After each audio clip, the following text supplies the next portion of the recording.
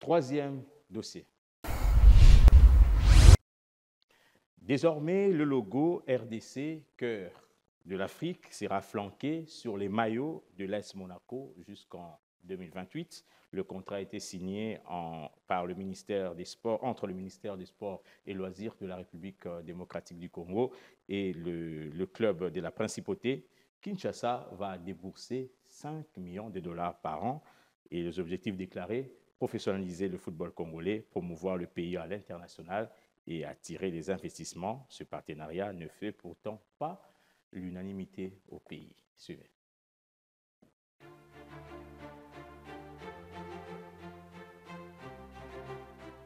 Un coût de com de 15 millions de dollars américains.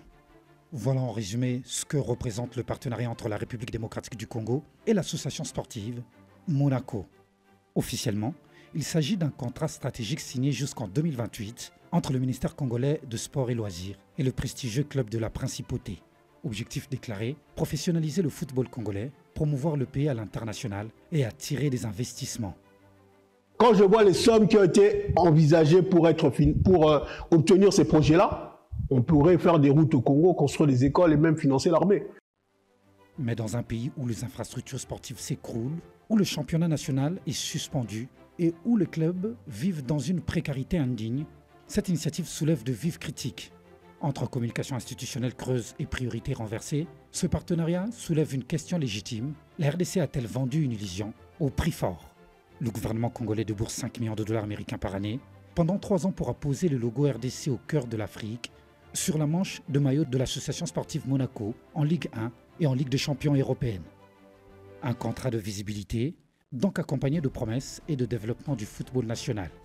Dans les faits, exposition médiatique internationale sur les réseaux sociaux, plus de 26 millions d'abonnés combinés de l'association sportive Monaco, soutien technique et institutionnel à la RDC, encore flou, participation au rayonnement de l'image de la RDC à travers le sport.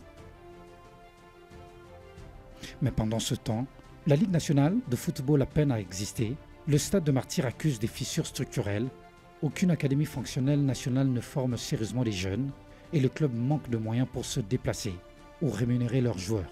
Le championnat national de la RDC est en décrescendo. La dernière fois que les championnats étaient à un niveau supérieur sur les continents, ça remonte aux des années 2016 où Mazembe, d'abord en 2015 où Mazembe remporte la Ligue des Champions. En 2016 et 2017, l'équipe signe un doublé avec les trophées de la Coupe de la Confédération. En 2018, V-Club joue la finale de la Ligue des Champions de la CAF. Ce n'était pas que les gouvernements dépensaient ou donner des moyens à ces équipes. C'est parce qu'il y avait des sportifs, il y avait des hommes de bonne volonté à cette période. À l'époque, les meilleurs joueurs du continent venaient jouer en RDC dans l'équipe de Mazembe. On a vu des Sunzu Stopila, des Reinfold Kalaba, des joueurs qui étaient très importants dans l'équipe nationale, mais qui évoluaient en RDC. Donc à l'époque, c'est les championnats de la RDC qui attiraient des étrangers, mais aujourd'hui, ce sont nos Congolais qui sont attirés par des championnats à l'étranger. Avec 15 millions de dollars américains sur 3 ans, la RDC aurait pu réhabiliter le stade de Martyrs de la Pentecôte en ruine, symbole du déclin du football national, financer intégralement 2 saisons de la Ligue nationale de football, permettant au club d'évoluer dans un cadre professionnel, lancer un programme national de formation pour les encadreurs, arbitres et jeunes joueurs, construire de terrains municipaux dans plusieurs provinces, soutenir durablement les clubs historiques comme le Daring Club Motema Pembe Club Sangabalende, qui agonisent. À la place, ce sont des millions qui s'envolent vers l'Europe pour une visibilité internationale, pendant que le cœur même du football congolais ne bat plus. Ce partenariat intervient dans un contexte de gestion sportive chaotique. Le ministre Didier Boudimbo fait face à une levée de boucliers, compris de son prédécesseur Serge Condé, qui exige sa comparution devant la Chambre basse du Parlement. Ce dernier dénonce un contrat luxueux et inutile, alors que les infrastructures et les championnats locaux s'effondrent systématiquement. Pire encore, selon les révélations, des frais supplémentaires de 200 000 dollars américains sont nécessaires pour inviter Monaco à jouer un simple match amical à Kinshasa, capitale de la République démocratique du Congo. On est loin de retombées concrètes pour le peuple congolais. Où sont les garanties d'intégration des jeunes talents congolais dans ce partenariat? Quel mécanisme permet d'utiliser l'expertise de Monaco pour structurer la Ligue nationale de football? Qui pilote cette opération du côté congolais? Autant de questions, sans réponse jusqu'à aujourd'hui. La stratégie de communication de ce partenariat repose sur l'exportation de l'image de la RDC, mais elle néglige un principe fondamental, on ne peut rayonner à l'extérieur sans briller chez soi. Les investisseurs ne s'attirent pas par des logos sur des maillots, mais par un environnement stable, des structures solides et une gouvernance sérieuse. Aujourd'hui, le championnat national de la RDC n'attire même pas des diffuseurs. Pourquoi ne pas mettre cet argent dans ces championnats pour attirer des médias internationaux afin de vendre, vendre les talents? Tant que la RDC n'aura pas un championnat stable, financé et structuré, des stades modernes et accessibles, une vision sportive nationale cohérente, toute communication restera de la poudre aux yeux. Le football congolais traverse l'une de ses pires crises historiques. Les clubs sont abandonnés, les joueurs locaux plongés dans la précarité, les fédérations dysfonctionnelles. La presse sportive gangrénée par les conflits d'intérêts, la base est pourrie et on tente de décorer la façade. Cette réalité brutale est aujourd'hui masquée par des projets vitrines sans ancrage réel sur la société. Nous avons un sérieux problème d'organisation de notre football, un sérieux problème d'argent pour bien organiser les choses, un sérieux problème de la formation, un sérieux problème des infrastructures, mais un ministre arrive à convaincre dans un conseil de ministres que la République démocratique du Congo doit débourser des millions d'argent du contribuable congolais pour aller chercher un partenariat avec Monaco pour qu'on porte seulement le nom de la RDC sous la varèse de l'équipe de Monaco. Non, ça c'est une blague. Le partenariat entre la RDC et l'association sportive Monaco aurait pu être un complément à une politique nationale ambitieuse du sport. Malheureusement, dans l'état actuel des choses, il n'est qu'une façade importée pour masquer un vide intérieur. La RDC n'a pas besoin de se donner en spectacle à l'international pour le moment. Elle a besoin par contre de reconstruire chez elle en interne, assainir le milieu sportif et touristique. Pour elle, la jeunesse congolaise ne demande pas des logos en Europe, elle demande un ballon, un terrain, un avenir, un projet concret. Elle mérite des politiques sportives sérieuses, patriotiques et transparentes. Il est temps de tourner la page des illusions que nous avons toujours vécues depuis plusieurs années.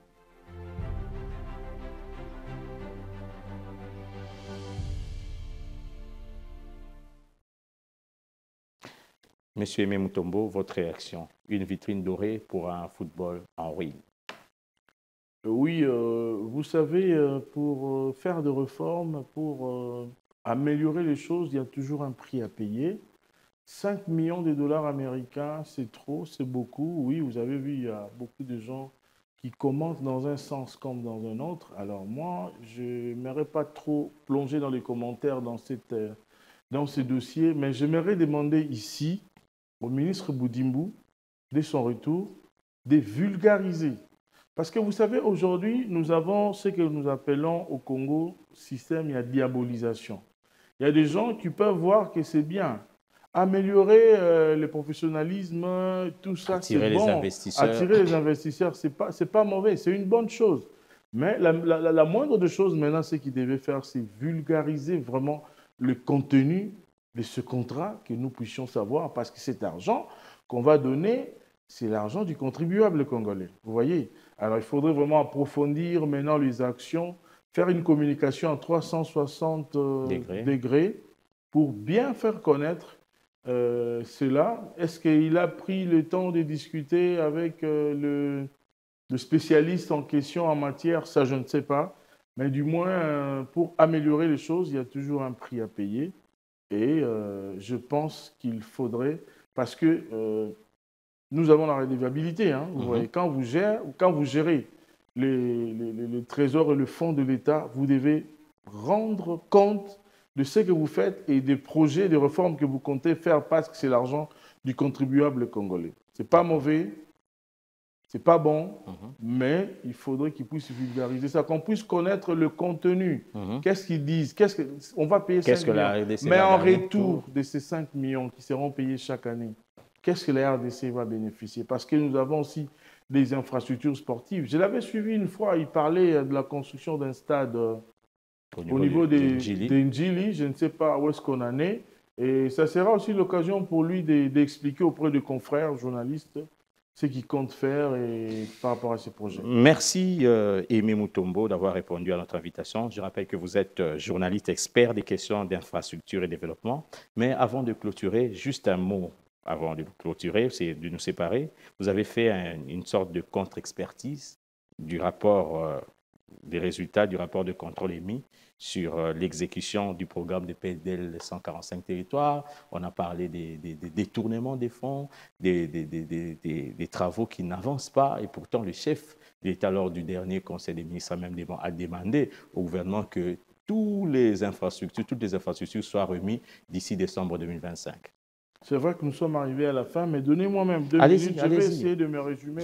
Parce que vous êtes expert dans ce domaine. Oui, je suis expert non seulement, mais j'ai accompagné la matérialisation de la visibilité du PDL 145 territoires. J'ai mené des missions d'investigation dans plusieurs territoires. Et d'ailleurs, à l'époque, j'ai eu le privilège de travailler et d'accompagner l'actuel Premier ministre, Judith Suminwa, à l'époque, qui était ministre du Plan. Nous avons fait près de 40 territoires avec cette dame. Nous avons vu l'avancement des travaux, mais il y a un rapport du CREFDEL. Le monsieur est passé même ici chez vous. C'est un rapport bidon, sincèrement. Je mets la main sur le cœur. Je n'ai pas un intérêt ni dans toutes les agences qui exécutent les travaux, que ce soit le BSECO, le CFF et les PNUD. Je faisais des missions d'investigation, c'est-à-dire pour voir qu'est-ce qui s'est fait, qu'est-ce qui reste à faire. Il y a eu beaucoup de difficultés dans la matérialisation de ce programme. Normalement, on devait commencer par le route, mais on a fait l'inverse. On a commencé par la première étape qui est la construction des écoles, des centres de santé et des bâtiments administratifs. Aujourd'hui, dans l'ensemble, si nous voyons, je vous dis, la barre est de plus de 50, à peu près 60% en ce qui concerne le taux d'exécution. En ce qui concerne la qualité de ce qui est fait, ça fait près de 15 ans que je suis dans le secteur des infrastructures. J'ai vu beaucoup de projets commencer en République démocratique du Congo et j'ai vu beaucoup des inaugurations à travers la République démocratique du Congo. Le monsieur qui a fait ce rapport, c'était un rapport fait dans un seul but de nuire. Et je ne sais pas qui est derrière ces messieurs-là, parce qu'à chaque fois, il fait des choses, il ne fait que critiquer ce que le chef de l'État est en train de faire. Toutes les infrastructures seront disponibles d'ici décembre 2025, comme souhaité par le président? Exactement, ça peut être... à cette question, je ne saurais pas répondre parce que je ne suis pas chef d'agence. Il faudrait essayer d'approcher le Bureau central de coordination, le BSECO. Il faudrait approcher la CFF, la cellule d'exécution et de financement en faveur des États fragiles, et les PNUD. Mais que je sache, par rapport à la matérialisation de projets, le projet a connu beaucoup de difficultés parce que, vous savez, le Congo est enclavé. Nous avons un sérieux problème de route dans certains coins. Il y a des coins où les ouvrages sont juste sur le long des axes principaux. Là, déjà, pour la plupart, les ouvrages ont été livrés et ils sont en train d'être utilisés déjà. Mais le seul problème qui se pose, il y a des coins qui sont un peu perdus, où on amène même le ciment par vélo, vous imaginez, où on doit faire traverser des ciments par bac, et vous voyez tout ça, c'est ce qui a fait que la réalité d'une école qui doit être construite peut-être ici derrière vous à 10 000 $ n'est pas la même réalité où on doit amener les sacs de ciment là où ils coûtent peut-être 60 $. Ici à Kinshasa, les sacs de ciment, il est à peu. Donc c'est un peu ça, la confusion. Imaginez-vous que dans le rapport, le monsieur dit que sur les 511 millions de dollars décaissés, il n'y a que 9 millions de dollars utilisés. Même si, soyons sérieux, même si Balobi Boana Mouyi Biango Yandengene, avec le travail que Jules Alinguet a fait ici pour redorer l'image de l'IGF avec la peur bleue. Je vois que le dossier est tellement... Le dossier est tellement grand, j'aimerais qu'on va organiser une émission approfondie, élaborée et tout ça. Pour cela, en tout cas, merci beaucoup de nous avoir invités. Et je recommande aussi aux gens qui n'ont pas... Les gens qui peuvent aussi essayer de voir l'intégralité de cette contre-expertise, d'aller voir sur notre chaîne YouTube Aimé Mutombo. Ils vont voir le travail que nous avons fait. Merci beaucoup, M. Aimé Mutombo, d'avoir répondu à notre invitation. Je rappelle que vous êtes journaliste, expert des questions d'infrastructure et développement, et vous êtes aussi initiateur du trophée Tombouama. C'est moi qui vous remercie.